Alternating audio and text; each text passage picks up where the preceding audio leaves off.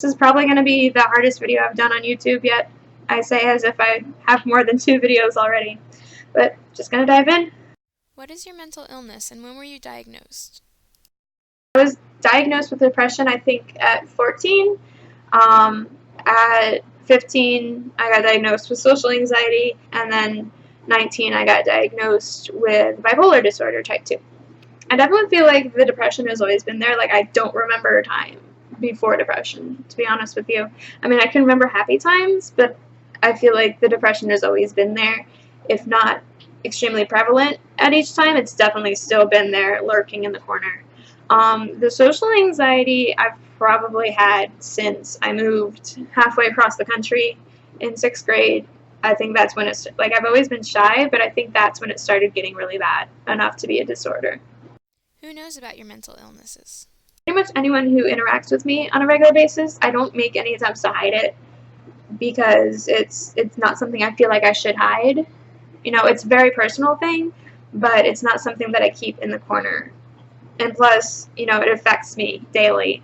And so I can't just be like, oh yeah, I'm sad all the time, but I don't have depression. And oh yeah, I can't go places by myself most of the time, but I don't have social anxiety. It's always been there, and it always is there.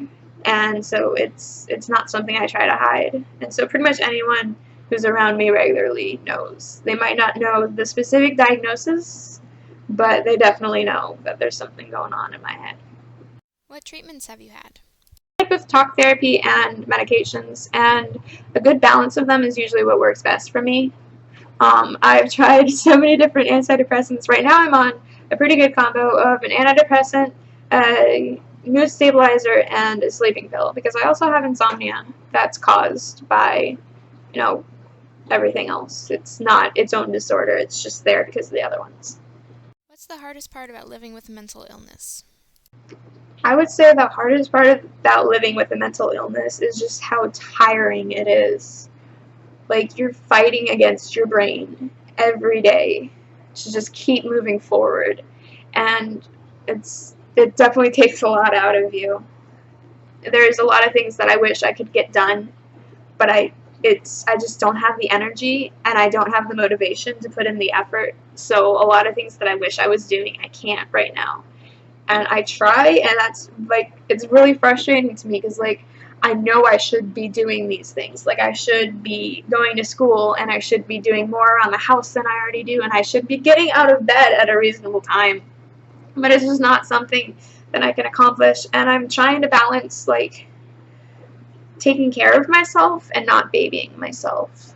And it's really difficult.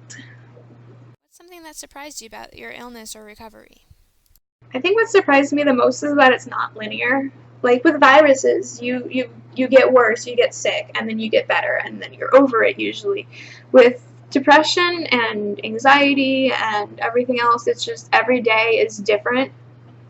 Like, just because I was feeling great yesterday doesn't mean I'm going to continue to feel better today. And that's another thing that's difficult because you get, like, you have a string of good days in a row, and you're still like, all right, but when is the depression going to hit? Or you'll go do something that's an extreme accomplishment for you because of the anxiety. And you're like, that's great, but am I going to be able to do it tomorrow? And that's just, like, I thought it would be linear. I thought once I was diagnosed and on medication and in therapy, it would just get better and I would never dive back down. But it's not how mental illness works. What's one false assumption about your particular disorder that you want to correct? Probably the biggest assumption I want to correct about bipolar is that it's not, like, a lot of people seem to think, thank you, Katy Perry, that bipolar means that you're changing your mind constantly and you're up 1 second, down 1 second. That's not usually how it works. Like, I'll have a couple weeks where I'm extremely depressed, and then I'll have a few days where I'm hypomanic. And also, bipolar doesn't cause me to have anger issues. Like, a lot of people think, oh god, bipolar, that means you're going to attack me if you're having a bad day. That's not how it works. I don't go manic because I have bipolar type 2 and not type 1. So I go hypomanic, and it just means that I'm not sleeping as much as I should, and I have a lot of energy, and I'm really, really productive, and I don't eat as much as I should, I don't sleep as much as I should. You know, I had some trouble at first like I didn't want to take my mood stabilizer because the hypomania is so amazing. I get so much done and it feels good. But it's definitely not worth the depression. What's one false assumption about mental illness that you want to correct? False assumption about mental illness in general is probably, it's not weakness. It can be seen as weakness and it can make you feel really weak, but it's not weakness. You're not mentally ill because you are weak. It's there because you either have been through an awful situation or you have awful genetics, or in my case, you have a mix of both. And it's not because you're not strong enough. It's because it's just there.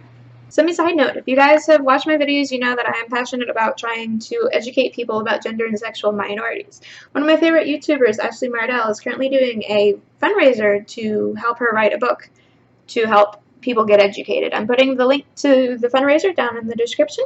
If you could donate if you can and share the word if you can't, that'd be super cool. Okay.